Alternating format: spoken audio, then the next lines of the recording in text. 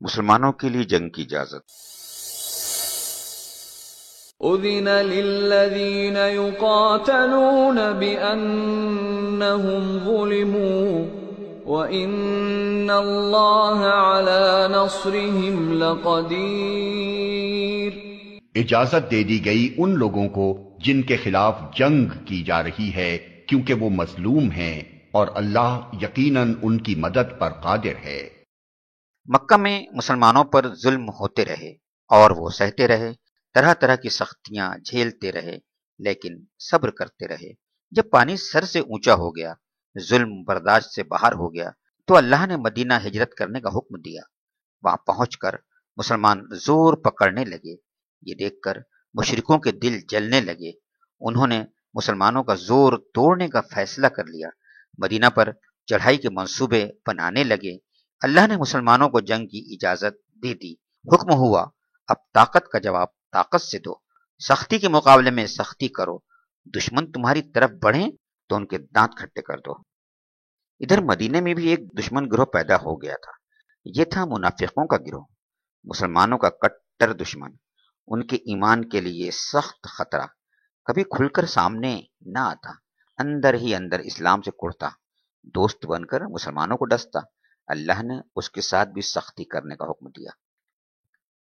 مکہ پیارے نبی کا وطن تھا، بہت سے مسلمانوں کا بھی وطن تھا۔ اپنے وطن سے انہیں بے پناہ محبت تھی، لیکن وہاں کی سرزمین ان پر تنگ ہو گئی، سانس لینا دوبھر ہو گیا، مجبوراً ان کو بے وطن ہونا پڑا۔ دولت اور جائیداد سب سے ہاتھ دھونا پڑا۔ حد یہ ہے کہ کعبہ بھی چھن گیا، حج اور طواف پر پابندی لگ گئی۔ اس کا پیارے نبی کو بہت رنج تھا، مسلمانوں کو سخت صدمہ تھا۔ اب ان کی نظریں مکہ کی طرف اٹھنے لگیں۔ ظالموں سے جنگ کرنے کا حکم آ ہی چکا تھا، اسلام کے لیے تلوار چلانے کی اجازت مل ہی چکی تھی۔ مسلمانوں نے عزم کیا، اب ظلم کی آگ بجھائیں گے۔ مشرک اور منافق دین کے لیے خطرہ بنے ہوئے ہیں، اس خطرے کو دبائیں گے، کعبے کو آزاد کرائیں گے، حج کی پابندی ختم کرائیں گے۔ مسلمانوں کی دفاعی سرگرمیاں۔ مکہ والوں میں کیا باتیں ہو رہی ہیں، ان کے کیا ارادے ہیں، یہ معلوم کرنے کی مسلمانوں نے دوڑ دھوپ شروع کر دی۔ ٹولیاں بنا بنا کر مدینہ سے باہر نکل جاتے، جہاں قریش کے قافلے ملتے ان سے چھیڑ چھاڑ کرتے۔ یہ ٹولیاں جنہیں عربی میں سرایا کہتے ہیں، 100 50 آدمیوں کی ہوتی۔ ان میں 5 سرایا زیادہ مشہور ہیں۔ ایک کے امیر حضرت حمزہ رضی اللہ تعالی عنہ تھے، دوسری کے حضرت عبیدہ بن حارث، تیسری کے حضرت سعد بن ابی وقاص، چوتھی کے حضرت عبداللہ بن حجش، اور 5ویں میں خود پیارے نبی صلی اللہ علیہ وسلم تھے۔ ان ٹولیوں کا قریش سے کبھی جم کر مقابلہ نہ ہوا، یا تو بیچ بچاؤ ہو گیا یا یہ لوگ بچ کر نکل آئے۔ ان ٹولیوں نے ایک کام اور بھی کیا، آس پاس کے قبیلوں سے دوستی کر لی، ان سے امن و امان کے معاہدے کر لیے، کیونکہ ان کے بگڑ جانے سے مدینہ کو خطرہ تھا، وہاں بدامنی پھیل جانے کا اندیشہ تھا۔ ان قبیلوں نے آسانی سے معاہدے کر لیے اور ضرورت پڑنے پر مدد کرنے کے وعدے بھی کیے۔ ہجرت سے پہلے قریش کو خبر ملی، انصار نے عقبہ میں پیارے نبی کے ہاتھ پر بیعت کی ہے، آپ کے لیے جان کی بازی لگا دینے کی قسمیں کھائی ہیں۔ یہ سن کر وہ لرز گئے، سمجھ گئے اب شامت آ گئی ہے، جلد ہی ایک ہولناک جنگ کا سامنا ہے۔ وہ جنگ افسروں پر منڈلا رہی تھی۔ پیارے نبی نے ہجرت کی تو قریش کے کان کھڑے ہو گئے، وہ سمجھ گئے اب برے دن آنے والے ہیں۔ وہ برے دن آج سامنے تھے۔ قریش کو اپنی شامی تجارت کے بارے میں خطرہ تھا، وہ خطرہ اب سر اٹھا چکا تھا۔ ابو سفیان کا سفر شام۔ قریش کا ایک بہت بڑا سردار تھا ابو سفیان، یہ حرب کا بیٹا تھا، مکہ سے تجارت کے ارادے سے نکلا تھا۔ مسلمانوں کو بھی اس کی خبر ہو چکی تھی۔ ابو سفیان تجارت کی غرض سے شام گیا، قریش کے اور لوگ بھی ساتھ تھے۔ لوٹا تو دولت کا ٹھکانہ نہ تھا، سامان بھی بے انتہا تھا۔ اسلامی دستے قافلوں سے چھیڑ چھاڑ تو کیا ہی کرتے تھے۔ ابو سفیان کو اندیشہ ہوا، مال وافر ہے، آدمی تھوڑے ہیں، کہیں مسلمانوں کا کوئی دستہ چھاپا نہ مار دے۔ اس نے قریش کے پاس ایک آدمی دوڑایا، یہ تھا عمرو کا بیٹا زمزم۔ ابو سفیان چاہتا تھا قریش کو اس خطرے کی خبر ہو جائے، وہ مدد کے لیے آ جائے۔ زمزم کو بھیجتے ہوئے اس نے کہا، مکہ پہنچتے ہی اونٹ کے دونوں کان کاٹ دینا، کجاوے کا رخ بدل دینا اور اپنی قمیض آگے پیچھے سے چاک کر دینا، پھر بے تحاشا چیخنا، مدد مدد۔ مکہ میں یہی دستور تھا، جب کوئی خطرے کی بات ہوتی تو لوگ ایسا ہی کرتے۔ اس طرح پورے شہر میں کھلبلی مچ جاتی، دیکھتے دیکھتے سارے آدمی جمع ہو جاتے۔ عاتکہ کا خواب۔ ہجرت کا دوسرا سال اور شعبان کا مہینہ تھا۔ مکہ میں عبد المطلب کی بیٹی عاتکہ نے ایک خواب دیکھا۔ خواب بہت ہی ڈراؤنا تھا۔ عاتکہ گھبرا گئیں، خوف سے ان کے رونگٹے کھڑے ہو گئے۔ خواب میں انہوں نے دیکھا ایک آدمی اونٹ پر سوار ہے، وہ تیزی سے بڑھا چلا آ رہا ہے، پھر ابتہا پہنچ کر وہ رک جاتا ہے، پھر زور سے چیختا ہے، قریش کے لوگوں 3 دن کے اندر اندر اپنی قتل گاہوں پر پہنچ جاؤ۔ قریش کے لوگوں 3 دن کے اندر اندر اپنی قتل گاہوں پر پہنچ جاؤ۔ یہ سن کر سب لوگ جمع ہو جاتے ہیں، پھر وہ خانہ کعبہ میں داخل ہو جاتا ہے۔ لوگ بھی اس کے پیچھے پیچھے جاتے ہیں، سارے لوگ اس کے ارد گرد کھڑے رہتے ہیں۔ اچانک اسے لے کر اونٹ خانہ کعبہ کی چھت پر چڑھ جاتا ہے، پھر وہ زور سے چیختا ہے، قریش کے لوگوں 3 دن کے اندر اندر اپنی قتل گاہوں پر پہنچ جاؤ۔ قریش کے لوگوں 3 دن کے اندر اندر اپنی قتل گاہوں پر پہنچ جاؤ۔ پھر اس کا اونٹ ایک پہاڑ پر چڑھ جاتا ہے، ابو قبیس نامی پہاڑ پر۔ وہاں پہنچ کر وہ آدمی پھر زور سے چیختا ہے، قریش کے لوگوں 3 دن کے اندر اندر اپنی قتل گاہوں پر پہنچ جاؤ۔ قریش کے لوگوں 3 دن کے اندر اندر اپنی قتل گاہوں پر پہنچ جاؤ۔ پھر وہ ایک چٹان اٹھاتا ہے اور پوری طاقت سے زمین کی طرف پھینکتا ہے۔ چٹان زمین پر گرتے ہی پاش پاش ہو جاتی ہے، اس کے ٹکڑے چھٹک کر مکے کے سارے گھروں میں پہنچتے ہیں، کوئی بھی گھر اس سے محفوظ نہیں رہتا۔ عاتکہ نے اپنے بھائی عباس کو بلایا، ان کو اپنا یہ خواب سنایا۔ سن کر وہ بولے، دیکھو بہن، اب کسی اور سے بیان نہ کرنا، یہ خواب کسی سے کہنے کا نہیں ہے۔ لیکن عباس سے خود ہی نہ رہا گیا، انہوں نے کسی دوست سے بیان کر دیا۔ دوست سے کہنا تھا کہ آندھی کی طرح یہ بات پورے مکہ میں پھیل گئی۔ ابو جہل اور اس کے ساتھیوں کو بھی معلوم ہو گئی۔ انہوں نے سنا تو عاتکہ کا خوب مذاق اڑایا۔ ابو جہل نے تمسخر کے انداز میں عباس سے کہا، آخا، اب تک تو تمہارے یہاں کے آدمی ہی نبی ہو رہے تھے، اب عورتیں بھی نبی ہونے لگی۔ لیکن عاتکہ کا خواب سچا نکلا۔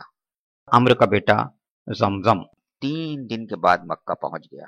مکہ پہنچ کر اس نے اونٹ کے دونوں کان کاٹ دیے، اپنی قمیص پھاڑ ڈالی، کجاوے کا رخ بدل دیا اور چیخا، قریش کے لوگوں، لوئی بن غالب کے فرزندوں، تمہارا قافلہ آ رہا ہے، مشک اور خوشبوئیں لا رہا ہے، اور بھی بہت سا سامان لا رہا ہے، آگے بڑھ کر اسے بچاؤ، محمد اور اس کے ساتھی اسے لوٹ نہ لے، دوڑو دوڑو، مدد کے لیے دوڑو، اپنا مال اور اپنا سامان بچاؤ۔ قریش کی جنگی تیاریاں۔ عرب کی غیرت و حمیت کا حال کسے نہیں معلوم؟ کسی قبیلے کا کوئی آدمی کسی کے ہاتھوں قتل ہوتا تو ایک ہنگامہ برپا ہو جاتا، دیکھتے دیکھتے جنگ کے شعلے بھڑکنے لگتے، دونوں طرف سے ٹڈی دل امڑ آتا اور خون کی ندیاں بہہ جاتی، پھر یہ لڑائیاں سال ہا سال تک قائم رہتی، قبیلے کے قبیلے کٹ جاتے، کنبے کے کنبے ویران ہو جاتے، لیکن یہ لڑائیاں بند ہونے کا نام نہ لیتی۔ عرب میں لکھنے پڑھنے کا رواج نہ تھا، لیکن مقتول کا نام کاغذ پر درج ہوتا اور پشتہ پشت تک بچوں کو یاد کرایا جاتا کہ وہ بڑے ہوں تو اس کا بدلہ ضرور لیں۔ باحث اور بسوس کی قیامت خیز لڑائیاں کون نہیں جانتا، 40 برس تک قائم رہیں اور ہزاروں لاکھوں جانیں ان کی نظر ہو گئی، وہ بھی اسی بنا پر ہوئی تھی۔ رجب 2 ہجری کا واقعہ ہے۔ حضور صلی اللہ علیہ وسلم نے 12 آدمیوں کو نخلہ کی وادی میں بھیجا کہ وہاں ٹھہر کر قریش کے ارادوں کا پتہ لگائیں۔ اسی موقع پر قریش کا ایک مختصر سا قافلہ ادھر آ نکلا، ان لوگوں نے اسے لوٹ لیا، ایک آدمی کو قتل اور 2 کو قید کیا۔ قتل ہونے والا آدمی عمرو بن حضرمی تھا، یہ عامر بن حضرمی کا بھائی تھا، پیارے نبی کو معلوم ہوا تو سخت ناراض ہوئے. فرمایا میں نے تمہیں اس لیے تو نہیں بھیجا تھا. ادھر قریش کو خبر ہوئی تو وہ غصے سے بے تاب ہو گئے اور جذبہ انتقام سے سرشار. اب انہیں جنگ کی دھن تھی اور رات و دن اسی کی فکر. زمزم کی پکار نے زخم پر نمک چھڑکا اور آتش غضب کو اور بھڑکا دیا. اب وہ جوش سے بےتاب ہو گئے اور جنگ کی تیاریوں میں لگ گئے. جلدی جلدی بہادر سپاہیوں کو جمع کیا، اونٹ گھوڑوں کا انتظام کیا.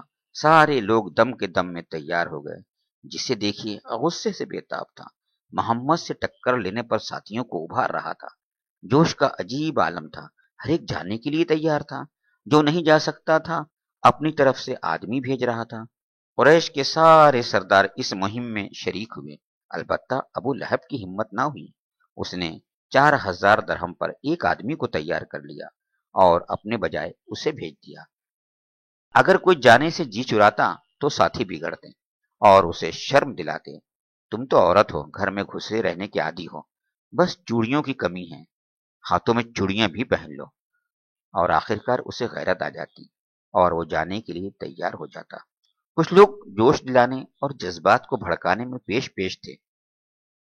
سہیل نامی ایک سوار بھی انہی میں سے تھا. اس نے قریش کے لوگوں سے کہا، غالب کے بیٹو، کیا تمہیں گوارا ہے مسلمان ہمارے قافلوں کو لوٹ لیں، سارے مال اور سارے سامان پر قبضہ کر لیں، تمام اونٹوں کو ہکا لے جائیں؟ کسی کو مال کی ضرورت ہو تو مال حاضر ہے، کسی کے پاس ہتھیار نہ ہو تو ہتھیار حاضر ہے. لشکر قریش کی روانگی. قریش 950 بہادروں کے ساتھ نکلے. ساتھ میں 100 گھوڑے اور 700 اونٹ بھی تھے. پیدل فوج لوہے میں ڈوبی ہوئی تھی. اس کے علاوہ 100 زرہیں تھیں. ساتھ میں گانے والی عورتیں بھی تھیں. یہ بد نصیب رسول پاک کی شان میں گستاخانہ اشعار کہتی. اس طرح سپاہیوں کی آتش غضب کو اور بھڑکاتی. دشمنوں کا یہ لشکر اکڑتا ہوا چلا. ہر ایک پیارے نبی پر دانت پیس رہا تھا اور غصے سے ہونٹ چبا رہا تھا. ان کے پیش نظر بس یہی نہیں تھا کہ قافلے کو بچا لائیں. ان کا ارادہ تھا اس آئے دن کے خطرے کو ہمیشہ کے لیے دبا دیں. مدینہ میں جو یہ طاقت جمع ہو رہی ہے اسے کچل ڈالیں کہ تجارتی راستہ بالکل محفوظ ہو جائے. ادھر ابو سفیان قافلے کو لے کر آگے بڑھا. بڑھتے بڑھتے سرزمین حجاز سے بہت قریب ہو گیا. خوف زدہ تو تھا ہی، اب آگے کی خبریں معلوم کرنے لگا کہ مسلمانوں کی زد میں نہ آ جائیں. پھر وہ زمزم کا راستہ دیکھنے لگا. اس کا خیال تھا زمزم آ رہا ہوگا، ساتھ میں قریش بھی مدد کے لیے آ رہے ہوں گے، لیکن کوئی نہ آیا. جب وہ رات آئی جس میں اسے بدر کے چشمے پر پہنچنا تھا تو اونٹ تیزی سے پانی کی طرف بڑھنے لگے. حالانکہ پانی کی انہیں کوئی ضرورت نہ تھی. وہ ایک ہی دن پہلے خوب سیراب ہو چکے تھے. قافلے والوں نے یہ ماجرا دیکھا تو گھبرا گئے. انہوں نے سوچا اب تک تو اونٹوں نے کبھی ایسا نہیں کیا تھا، آج کیا بات ہے؟ رات بھی بڑی تاریک تھی، نگاہ کچھ کام نہیں کر رہی تھی. اس سے ان کی گھبراہٹ اور بڑی اور خوف سے برا حال ہو گیا. ابو سفیان نے اب رخ بدل دیا.